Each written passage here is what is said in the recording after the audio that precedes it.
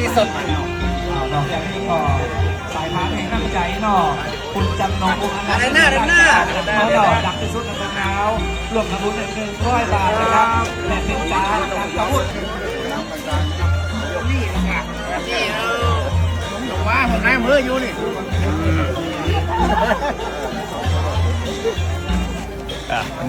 อ๋อยก มันด่าพ่ออย่าไปฟ้องคนคนว่าน้อง ผมหน่อย รับเจ้าภาพ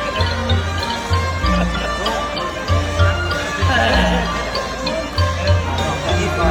เป็นที่แม่บัวคำเทพานะครับของในครอบครัวก็รวมทำบุญทั้งมาสามัคคีซื้อสิบบาทขอบุญข้าวบุญรู้นะครับเนาะ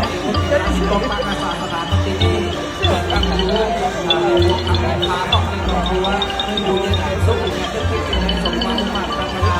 เก็บเงินก็พอเงินเก็บทองก็พอเก็บทองตลอดไปนะครับ ไปมาไม่ยังหลวง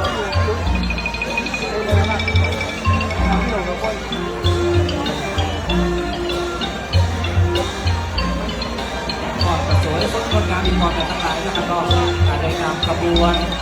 ของจุงสาวาเข้าสู่สถานที่นะครับเดี๋ยวเราจะได้แบ่งให้ช่วงบ่ายนะครับตอนต่างๆในช่วงบ่าย